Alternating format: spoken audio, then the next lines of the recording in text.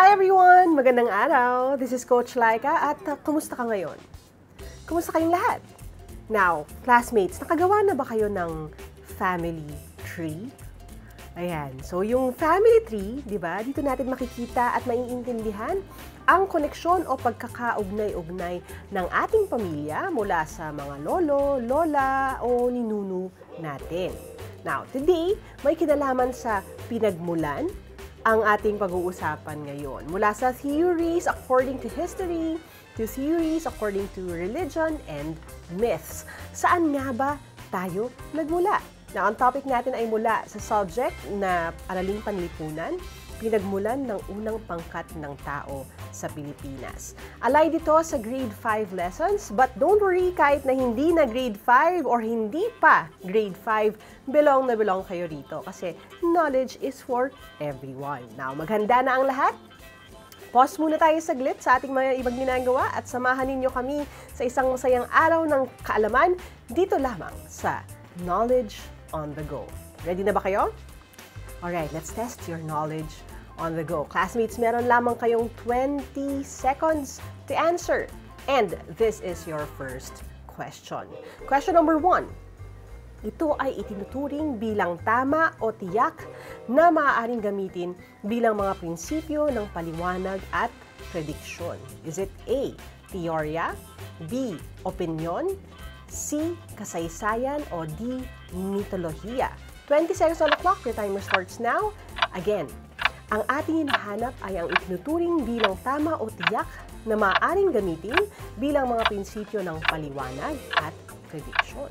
Ito ba ay A, teorya, B, opinyon, C, kasaysayan, o D, mitolohiya? Ayan. And your time is up. Ang tamang sagot ay letrang A, teorya. Ang teorya o theory sa Ingles ay isang paliwanag tungkol sa isang penomena o pangyayari na itinuturing bilang tama o tiyak na maaaring gamitin bilang prinsipyo ng pagpapaliwanag o prediksyon. Na may mga alam ba kayong teorya? Ang teorya, kung paano nabuo ang daigdig, mayroon tayong theory na tinatawag na Big Bang Theory at meron ding theory of the continental drift. May mga teoryang nagpapaliwanag ng pinagmulan ng Pilipinas nung lugar. Mayroong teoryang vulkanismo o teoryang tulay na lupa. Now, pamilyar ba kayo sa mga teorya na ito? O theories na ito? Ayan, kahit na hindi, don't worry kasi today, babalik-balikan natin ang mga yan. At ang mga yan ay ilan lamang sa mga pag-uusapan natin ngayon. Now, ang pag-aaralin natin specifically ay ang ilan sa mga teoryang pinagmulan ng mga unang pangkat ng tao sa Pilipinas. Kaya dito na tayo sa question number 2. Question number 2 natin, alin sa mga teoryang ito ang nagsasabi na ang unang pangkat ng tao sa Pilipinas ay nagmula sa Timog Silangang Asya? Ito ba ay A, teoryang Austronesian migration, B, teoryang core population, C, teoryang Nusana tao, o D, teoryang wave migration? 20 seconds on the clock. Your timer starts now. Again, pag-isipang maigi, di ba? Higitin natin, no? Hanapin natin, halungkatin natin sa ating alaala ang mga teoryang ito at ang kanilang mga kahulugan. O yung kanilang pagpapaliwanag, di ba? Yan ang ating definition ng theory. Alright, your time is up. Ang tamang sagot ay letrang A, teoryang Austronesian migration. Now, ang teorya ng Austronesian migration ay isa sa mga teorya na nabuo ng mga arkeologo na nagsasabing nagmula sa Timog China ang unang pangkat ng tao sa Pilipinas. Ayon sa pag-aaral, maaaring dumating sila sa ating bansa at nanatili dito hanggang sa kumalat at dumami ang kanilang populasyon at kumalat sa buong kapuluan. Sila ay nakasakay raw sa mga balangay upang makarating dito. Now, speaking of balangay, alam nyo ba kung ano ang balangay? Balangay ha, El? Yan, ito ay ang sinaunang malalaking sasakyang dagat na gamit sa paglalakbay at kalakalan. Okay, doon na tayo sa question number 3 natin. Question number 3, ayon kay Peter Bellwood, saan nagmula ang mga Austronesian na pinaniniwala ang ninuno ng mga Pilipino? Okay? So ayon kay Peter Bellwood, saan nagmula ang mga Austronesian na pinaniniwala ang ninuno ng mga Pilipino? Is it A, Japan, B, Mexico, C, Taiwan, or D, Saudi Arabia? 20 seconds on our clock. Your timer starts now. Ayan na, tumatakbo ang ating timer. Saan nagmula itong mga Austronesian na ito na pinaniniwala ang ninuno natin? No, meron tayong clue kanina sa mga nabanggit natin at napag-usapan sa pagpapaliwanag tungkol sa teoryang ito. Ayan, your time is up. Ang tamang sagot ay letter C, Taiwan. Yes, si Peter Bellwood ay isang archaeologist mula sa Australia. At ayon sa kanya, ang mga Austronesians daw ang ninuno ng mga Pilipino. Sila ay dumating sa Pilipinas mula sa Taiwan noong 2500 BCE, ngunit orihinal na nagmula sa Timog China.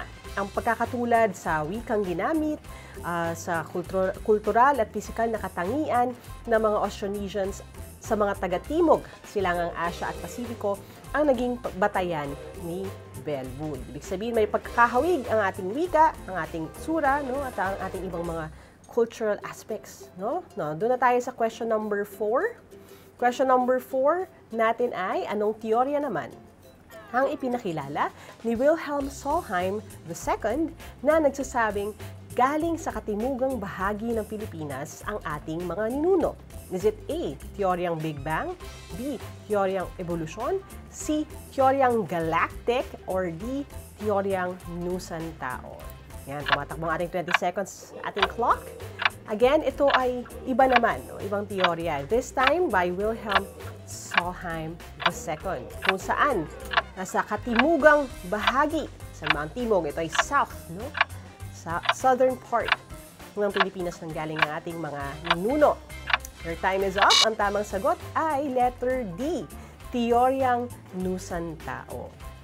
Now, si Wilhelm Solheim II, isang American anthropologist, ay naniniwala na ang mga Austronesiano, ang mga unang tao sa Pilipinas batay sa kanyang Nusantao, Maritime Trading and Communication Network hypothesis. Ang Nusantao or Nusantao ay mula sa salitang Austronesian na Nusa at Tao or tao, na ang ibig sabihin ay tao mula sa Timog. So medyo kahawig din kung tatandaan natin to for our quizzes, no, di ba? Nu, South, at tao. So nasaan? No, nasa tao, nasa South. Nasa South at tao. Yan. So yung tao daw galing sa South. Doon na tayo sa question number 5. Sino ang nagpakilala sa teoryang wave migration? Is it A, F. Landa Hocano, B. Peter Bellwood, C. Otley Beyer, or D. Charles Darwin? 20 seconds on our clock. Tumatakbo ang ating oras. Ang hinahanap natin ay ang nagpakilala sa teoryang wave migration. Yan. Is it A, F. Landa Hocano, B. Peter Bellwood, C. Otley Beyer or Beyer, and D. Charles Darwin? Isa lamang ang tamang sagot. At, ayan, ubos na ating oras. Ang tamang sagot ay letter C, si Otley Beyer. Okay? Ayon kay Otley Beyer or Otley Beyer, kung yun ang pagbabaybay natin, sunod-sunod na dumating sa Pilipinas ang mga grupo ng tao na maihahalin tulad sa mga alon o waves na sabay-sabay ang pagbugso. So, ibig sabihin may mga first wave, second wave, third wave. Yon. Ito ang dahilan kung bakit tinawag ang theory na ito na teorya ng wave of migration. Nakarating sila sa bansa sa pamamagitan ng pagtawid sa mga tulay na lupa at paglalayag sa karagatan. Now, speaking of tulay, alam niyo ba na ang kasalukuyang pinakamahabang tulay sa buong mundo at sa Pilipinas ay ang tinatawag na tulay ng Cebu-Cordova o ang Cebu-Cordova Bridge na matatagpuan sa Cebu, at ito ay ang pinakamahabang tulay na may sukat na 8,900 meters. Samantala, ang pinakamahaba namang tulay sa buong mundo, okay, kung sa Pilipinas ay itong Cebu-Cordova Bridge, sa buong mundo naman ito ay ang Danyang-Kunshan Viaduct na matatagpuan sa China at may haba na 164,800 meters. Kaya naipasok ito sa Guinness Book of World records, di ba? Kung sa atin ang pinakamahaba, 8,900, sa kanila 164,800. So, ilang doble or ilang times nung haba. Now, dito tayo sa question number 6. Sino ang nagtaguyod ng core population theory? Is it A, Robert Fox, B, Felipe Landa Jocano, C, Alfredo Evangelista, or D, Zeus Salazar? 20 seconds on our clock. Your timer starts now. Sino ang nagtaguyod ng core population theory? Ayan. Now, classmates, may tip din ako sa inyo. Kapag dating sa exam, pwede rin natin gamitin ang elimination method. Ibig sabihin, kung familiar sa atin ang ilan sa mga pangalan na ito, at alam natin ang kanilang ginagawa o naiaambag, maaaring tanggalin natin sila sa options. Ayan, ubos ang ating oras. No? Kung familiar sa inyo ang ibang mga pangalan at hindi sila mga nagtatackle ng anthropologic ng types ng questions, yun ang tamang sagot. Ang tamang sagot, letter B, Felipe Landa Jocano. Ayan. Now, may iba't ibang teorya na nagsasabi ng mga na sinasabi ng mga ibang-ibang siyentipiko na pinagmulan ng unang pangkat ng tao sa Pilipinas. At may teoryang tinatawag na core population, kung saan sinabi ni Felipe Landa Jocano na nagsimula sa Timog, Silangang Asya. Ito daw ay batay sa mga labi ng Tabunman. Now, ang labi ng Tabunman ay natuklasan sa Palawan at sinasabing nabuhay ang mga ito noong 28,000 years bago si Kristo. So, napakatagal na, no? Tinawag rin niya itong Tabunman at siya rin pinakamatandang labi ng mga tao na natagpuan doon. Pinaglalaban niya na bago pa dumating ang mga dayuhan, ay may sarili ng mga species ng tao dito sa Pilipinas. Okay? So, yung kumbaga ang pagpapaliwanag ng pinanggalingan, hindi lang galing sa labas, papasok sa loob. Meron ng mga tao dito sa Pilipinas bago pa man sila dumating dito. Okay? Sa kasalukuyan, isa ng National Historical Treasure ang Tabon Cave sa Quezon, Palawan. Okay, hindi na to basta-basta na pwede natin puntahan kung tayo ay mga turista, no? Protected na siyang area. Now, parehas pa tayong sagot? Yan, sa mga tanong natin kanina, meron ba kayong meron tong mga kinalaman kasi, no, sa mga teorya o pinagmulan ng tao base sa mga historical findings or sa scientific basis nitong mga eksperto. Pero ngayon, mag-shift tayo or mag-iiba tayo ng paraan ng pagpapaliwanag. Pupunta naman tayo sa iba pang mga basehan na sinasabi o pinaniniwalaan, pero ang pinagmulan ng unang tao sa mundo na ito ay according naman sa relihiyon or religion o panitikan. Okay? So, from scientific theories, from all of these anthropological, archaeological facts, shift tayo to religious and mythical, mga legends na pinaniniwalaan ng tao. Okay? Now, question number 7 na tayo.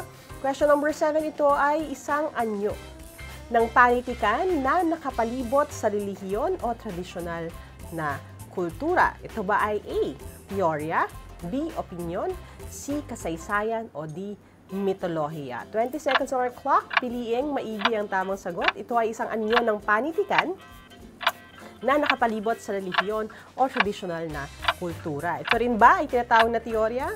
Ito ba ay B, opinyon, C, kasaysayan, or D, mitolohiya?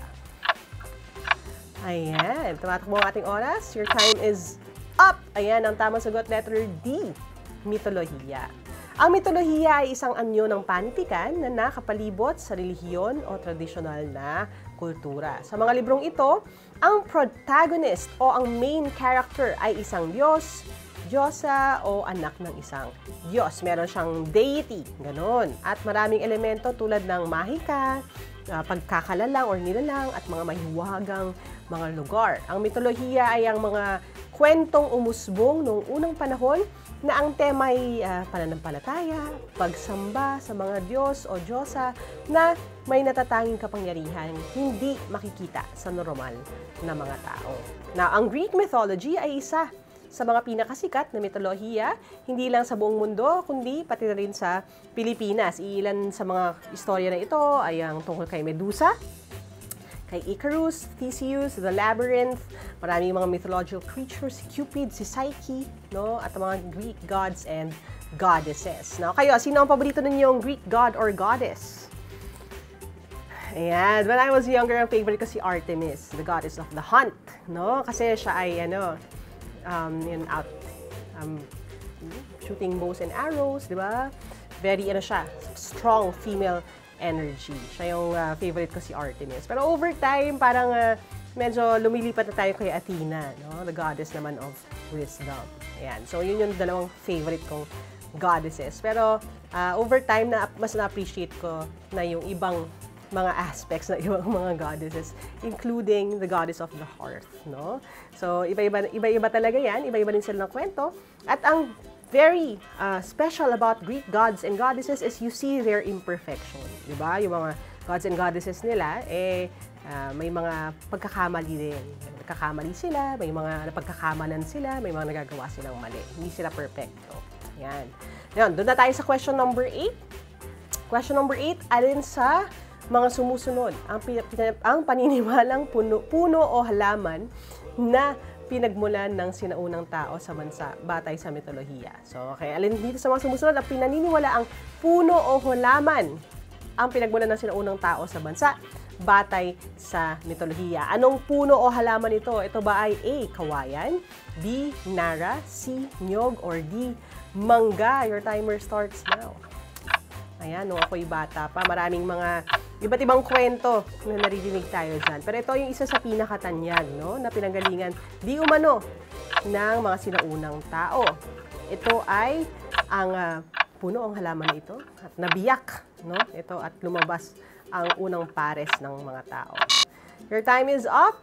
Ang tamang sagot ay A, kawayan. Classmates, di ba?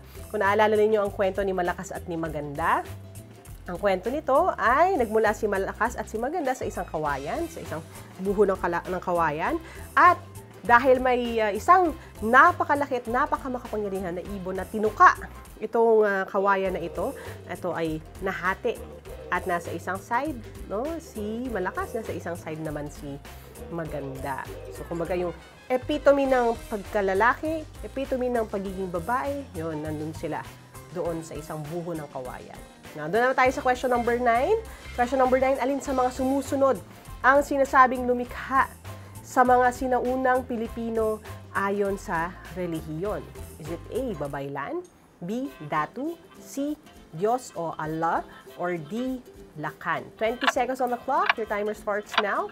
Again, alin sa mga sumusunod ang sinasabing lumikha sa mga sinaunang Pilipino ayon naman sa relihiyon? So, hindi sila nanggaling lang sa kawayan, sila ay nilikha ng isang being. Ito ba ay ang babaylan, datu, Diyos o Allah, or D, lakan? Ayan, tapos na ang ating oras. Ang tamang sagot ay ang letrang C, Diyos o Allah. So, sa mga kapatid nating Muslim, I'm hoping okay lang yung pronunciation ko, pero ang relihiyong Kristyanismo at Islam ay nagpapaliwanag ayon sa kanilang mga banal na kasulatan, di ba? Nalikha ng Diyos o ni Allah ang unang lalaki at unang babae. Sila ang pinagmulan ng lahat ng lahi sa mundo. Ayon sa Biblia, alam niyo ba na kung pang-ilang araw ginawa o nilikha ng Diyos ang tao? Ayan, sa pagkakasunod-sunod nung iba't ibang nilikha ng Diyos sa loob ng isang linggo, ito yung pagkakasunod-sunod niyan. Unang araw ay ang liwanag at kadiliman. Okay, so pinaghati ang liwanag at kadiliman. Sa ikalawang araw naman, nilikha ang himpapawid o ang langit. May firmament, no, na tinatawag. Nung ikatlong araw, nilikha ang dagat at lupa. Ikaapat na araw ay ang mga anyong heavenly bodies natin. Ang araw, bituin at buwan. Okay? At ikalimang araw, ang mga hayop sa tubig at himpapawid.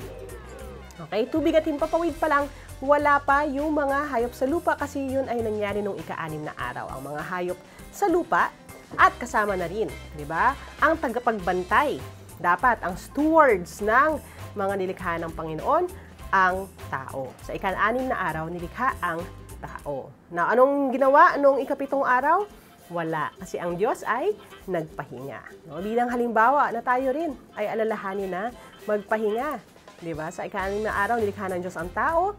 tagapangalaga ng lahat ng mga nilikha, at sa ikapitong araw ay siya ay nagpahinga na. Doon na tayo sa question number 10. Ayon sa relihiyong Kristiyano at Islam, nilikha ng Diyos o ni Allah ang unang dalawang tao na sina. Ito ba ay A, Adan at Eva, B, si Abraham at si Sarah, C, si David at Goliath, or D, Samson at Delilah. 20 seconds on the clock, your timer starts now. Sino ang unang pares, no? Unang dalawang tao? Ito ba ay si Adan at Eva, Abraham at Sarah, David and Goliath, or D, Samson and Delilah? Ayan. Marami akong mga kaibigan na pinapangalan ito. Mga pangalan na ito sa kanilang mga alaga. Ayan, your time is up. Ang tamang sagot ay letrang A, Adan at Eva. O sa English, it's Adam and Eve. Si Adan at si Eva ay nilikha ng Diyos ayon sa kanyang wangis. Diba? Ayon din sa Biblia, si Adan ay nilikha gamit ang lupa. No? Kinraft siya. No? And breathed siya into life. Pero si Eva naman ay created gamit ang tadyang ni Adan. Ayan. Sa libro ng Genesis, nakita natin, nilikha si Adan mula sa abo, hiningahan siya, no, ng breath of life, nabuhay siya. At dahil nakita ng Diyos na hindi okay na si Adan lang mag-isa, no, kailangan niya ng katuwang at kasama, nilikha niya si Eva habang natutulog si Adan. Diba? Now, ang saya ng mag-aaral natin today, iba-iba yung mga pinaghugutan natin ng kaalaman. Dito sa paniniwala rin, kasama rin yan, no? Kaya, I'm hoping may natutuhan kayo ngayon. Anong nakuha ninyong score? Let us know. At kung may nagkamali man, nako, that's perfectly fine. Maganda nga nagkakamali. Ibig sabihin, may pwede tayong matutuhang bago. Hindi ba?